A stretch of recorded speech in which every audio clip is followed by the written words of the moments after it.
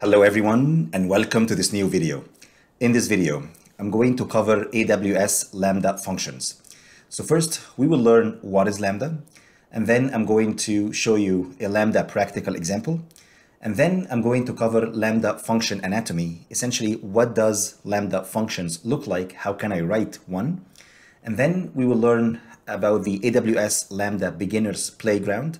And it's going to be super fun. I will show you a practical demo where you can interact with Lambda and exhibit as well or examine the auto-scaling features as well in it.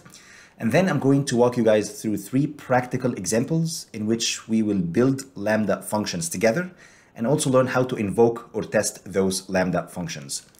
So before we get started, all I ask you to do is, if you like this video, I would really appreciate it if you just give it a like, and let's go ahead and get started. So the first question is, what is Lambda? So Lambda simply is a serverless event-driven service. All what you need to do is to simply write your code and just run it on Lambda. And this is a very important and powerful, essentially, service. And it's actually one of the most frequently used services in AWS. And the reason is because it frees developers from the worry of provisioning resources and specifying operating systems. Essentially, all I need to do is to go ahead, write my function, run it on Lambda, and I don't need to worry about any maintenance, managing hardwares, operating systems, any of that I don't need to worry about. AWS will take care of it. So the question is, when should I use Lambda? Well, it's perfect for many tasks that are repeated frequently. And I'm going to show you as well a couple of examples coming up next. So let me show you first a quick practical example. AWS Lambda, essentially, as I mentioned, empowers anyone to run code without thinking of the underlying resources or any servers or any hardware. And that's why we call it serverless service. And for example, if you guys are familiar with AWS and maybe you have built, let's say, machine learning models, essentially within SageMaker, you need to specify, for example, an instance, like an EC2 instance. I need to say, is it a T2 medium? Is it like a 4x large, and so on? With Lambda, you don't need to worry about any of that. Again, all you need to worry about is actually focus on developing or writing your code, and that's it. AWS will take care of all that for you. And AWS Lambda works as simply what we call an orchestrator between multiple decoupled AWS service. Let me show you the example. Let's assume that I wanted to build a practical application in which a user will take a photo with their phone, and then I'm going to show them a filtered photo. Okay, so basically the photo will be generated first, and then in the back end, I'm going to take this photo, and then I'm going to apply a filter to it, and then maybe display it to the user afterwards. So let me show you what is going on or what's happening behind the scenes. So here the user will take a photo and upload it to or via a mobile device, and this photo will essentially go to an S3 bucket. So this photo is uploaded and stored in an Amazon S3 bucket. And then the point here, and that's the idea of having Lambda running behind the scenes, is once that photo is uploaded to S3, that is going to trigger an event. Okay, so that will be a Lambda trigger.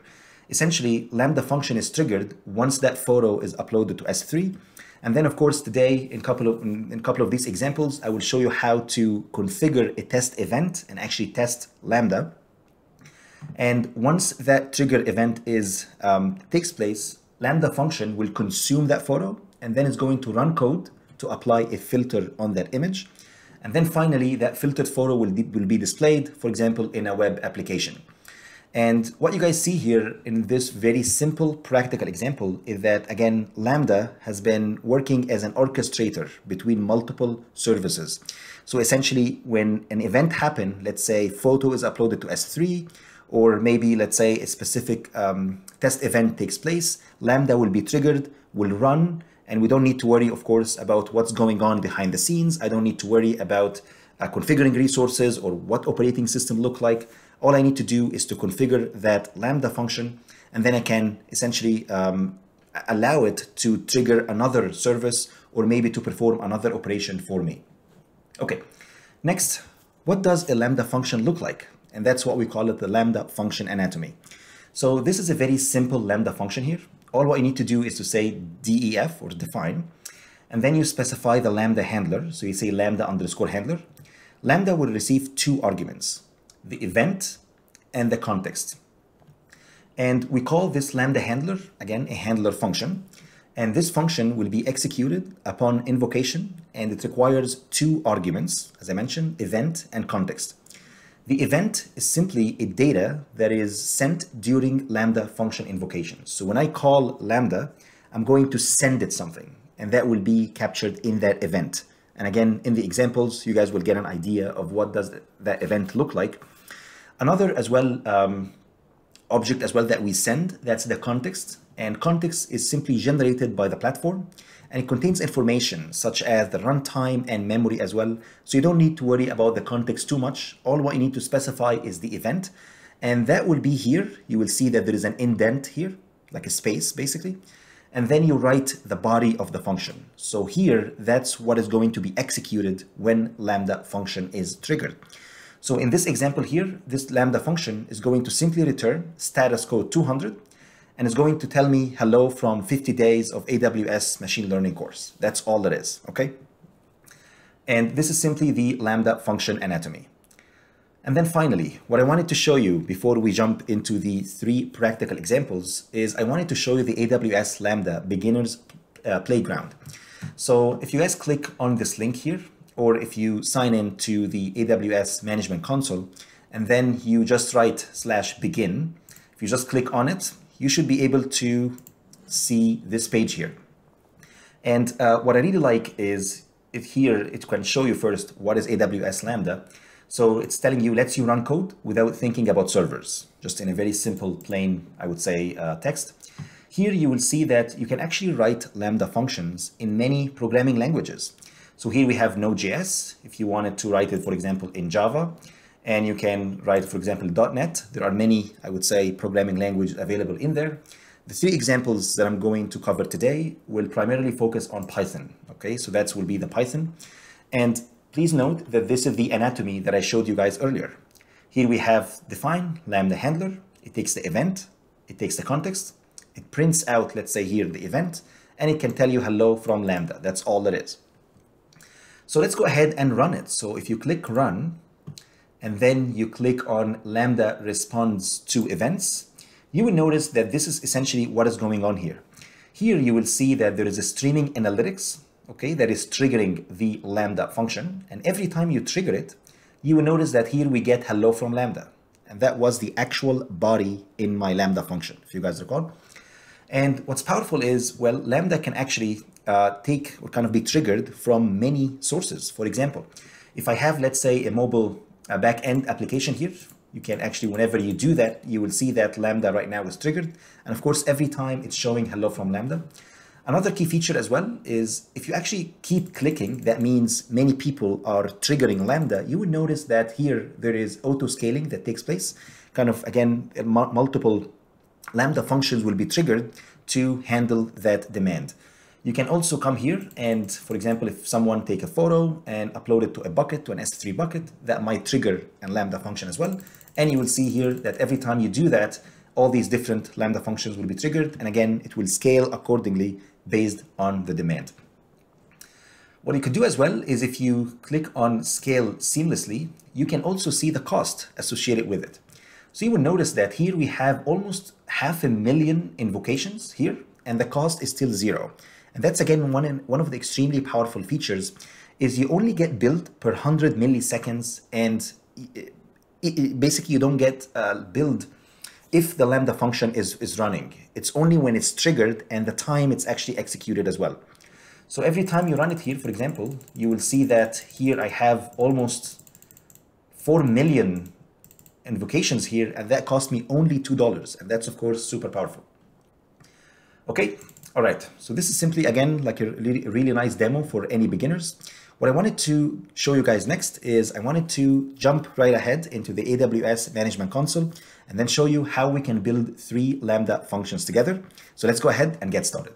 All right, so now we are in the AWS Management Console, and all what you need to do to head to Lambda is to go up here in the search for services, and you can just type in Lambda, and you should be able to see Lambda here as a service, and it's telling you you can run code without thinking about servers. If you just click on it, you should be able to see the Lambda homepage here. In order to create a function, head over here to create function and click on it. And you have many options to create your function. You can author from scratch. You can also use a blueprint. You can also use a container image. And finally, you can browse serverless app repository as well. So what I'm going to do is I'm going to stick with the basic one, which is author from scratch. And you can go ahead here, give it a name. So I'm going to call it my first function. And then you can go ahead next and select the runtime. And as I mentioned, Lambda functions could be supported or could support multiple programming languages. So I can write my function in Java. I can also choose Python. I can also choose .NET. Many options available for you. I want you guys to select Python 3.8. And then you have two options as well for the architecture. Don't worry about it. If you scroll here and click on change default execution role, you will see that here by default, I'm going to create a new role with basic Lambda permissions. And I'm going to show you guys as well when we cover the identity and access management piece of it. But just let's keep everything right now as default. If you click on advanced settings, you will see that you can kind of increase your security by enabling a VPC or virtual private cloud. Again, don't worry about it. All I want you to do is to give it a function name, specify the runtime to be Python 3.8, and that's about it. Please go ahead and click on create function, and that is going to create our first Lambda functions together. It might take a couple of seconds for it to run. And here we go. Now I have my first Lambda function. Here I have, it's called again my first function. And if you scroll here to the bottom, you should be able to see the actual body of the function. And if you guys recall, that was simply the function that I showed you guys earlier in the introductory piece, where I showed you the anatomy of our Lambda function. Here I have my Lambda handler. The function receives an event and context. And please don't worry about context for now. And here we have an indent. And here, essentially, we have the body of our Lambda.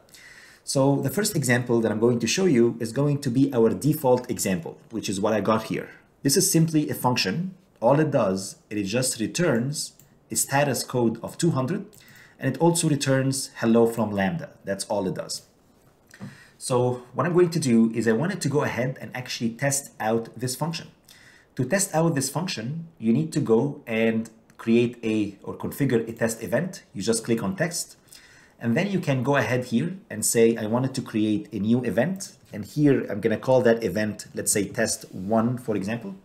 If you scroll to the bottom here, you should be able to see there are many templates here to configure events. So for example, if you scroll to the bottom, you should be able to see that you can, if you scroll here, you will see that there is S3 put, S3 delete.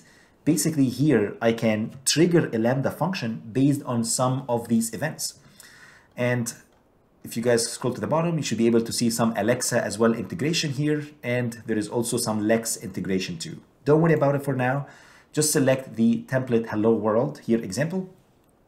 And what you guys notice is if you actually remove the key 2 and key 3 here, all I have is I simply have a key and value pair, and that is going to be my event.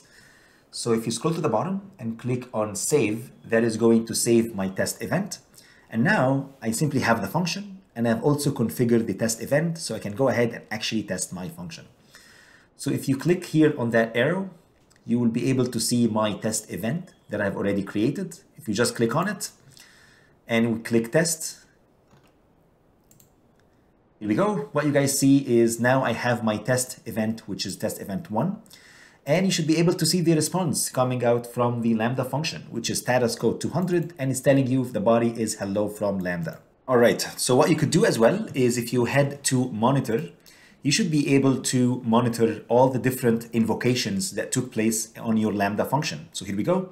What you guys see here is I have all the different invocations. For example, here there was one invocation that took place. You can also see the duration as well, which is here was 1.3 milliseconds for that invocation. You can also see the success rate and error count. And if you hover on top of it, because that invocation was a success, you will notice that here the success rate is actually 100%. We did not have any error messages. And of course, you can go ahead and check out the logs as well in CloudWatch 2, if you will. But this is simply our first practical example within Lambda, okay? And in the next example, I'm gonna show you a little bit more advanced example. So please stay tuned and let's go ahead and jump into our second example. All right, so let's go ahead and cover our second Lambda function example. Again, I'm going to head back to our AWS Lambda homepage. And if you guys actually click on functions, you should be able to see my first function here has been created. And of course, if you click on it, you should be able to see the function, the body here of the function as well, and also the execution results that you had before. But what I wanted to do right now is I wanted to head back to Lambda and I wanted to create another function. So I'm going to click on create function. And again, I'm going to author from scratch. I'm going to call it my second function. And then I'm going to choose the exact same runtime as well. That is going to be Python 3.8. I'm going to keep the architecture as is, leave the VPC and leave all the IAM role as well, the identity and access management role, and click on create function. And then this function, the function this time that I wanted to create is very simple. What I wanted to do is I wanted to assume that I work at a bank and I only have 3 clients at the bank. And I'm going to, when I invoke this Lambda function, all I need to do is I'm going to send it an actual ID, okay, a bank client ID. And this function is going to return for me the name corresponding to that ID. That's all that is. So let me show you how we can do that. Let me zoom in a little bit. So here we go. Here I have my default Lambda function. And I'm going to go ahead and delete all of this. I'm going to keep the Lambda handler here as is. It's going to receive the event and context as well. First, I'm going to say print, and then I wanted to print a welcome message. So I'm going to say welcome to my first, actually this is my second, so welcome to my second Lambda function. Okay, and then afterwards, I'm going to do the following. I'm going to create an if condition that will check on the bank client ID as follows. I'm going to say if you find my event, which is going to be received here to the function as an argument, if you find that event, and if you check the bank client ID was equals to equal, again, because here this is a conditional statement. And if I find that is equals to 000, and that is going to be the ID for my first client, I'm going to add colon, and then I'm going to add the body of the if. I'm going to return the following. I'm going to say bank client ID 000 corresponds to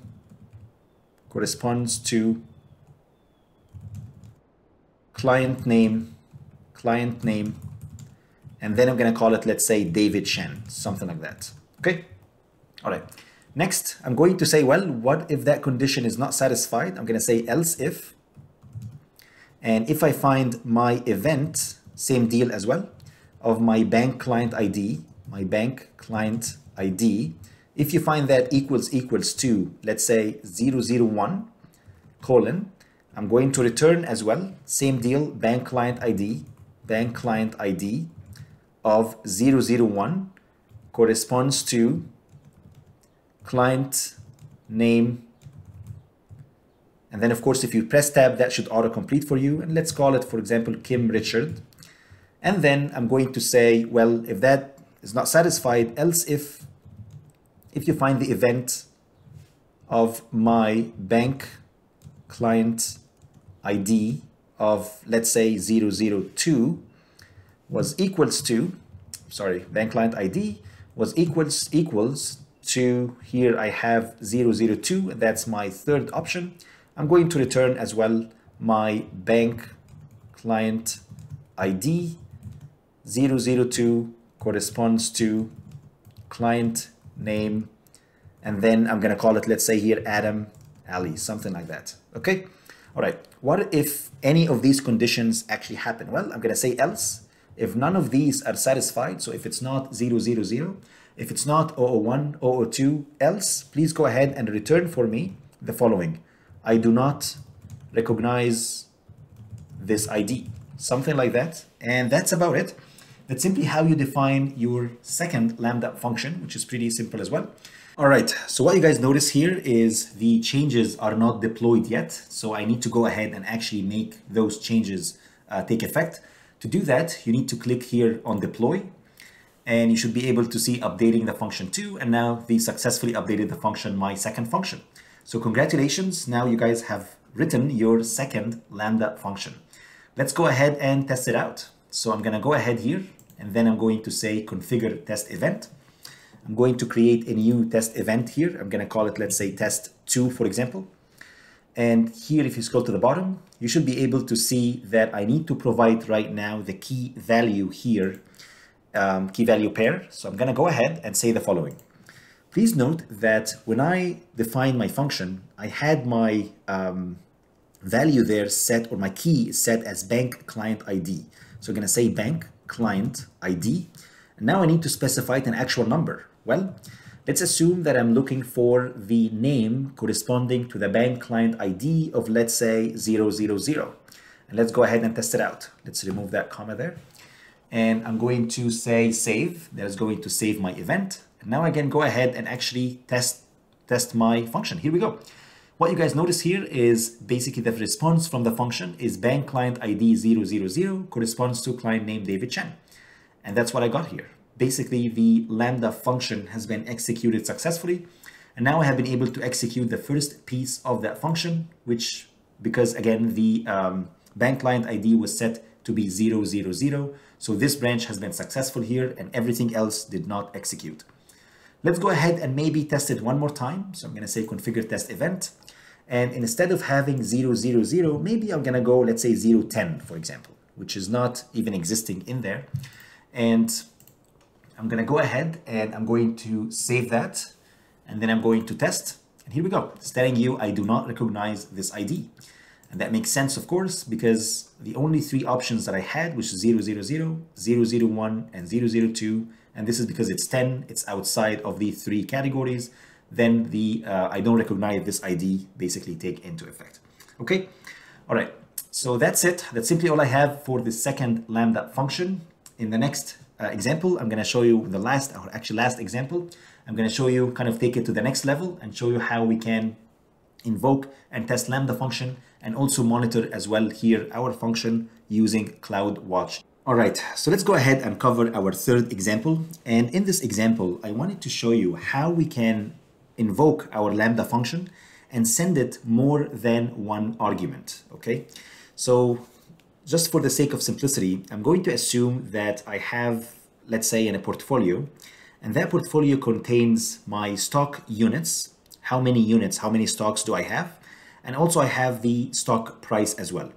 And all I need to do is I wanted to return the total funds in my account, okay? So let's go ahead and show you how we can do that. First, I'm gonna go ahead, head to my Lambda function here homepage, click on create function, author from scratch, and then I'm gonna say my third function. I'm going to select the runtime to be my Python, again, 3.8, and I'm going to click on create function. And of course, keep the architecture as is, keep the identity and access management role as well as is, and don't worry about the VPC for now. And it will take a couple of seconds for it to create. And here we go. Now I have my third Lambda function. And if you zoom in a little bit so you guys can see it, I can go ahead and do the following. I'm going to remove all of that. I'm going to define my Lambda function as follows.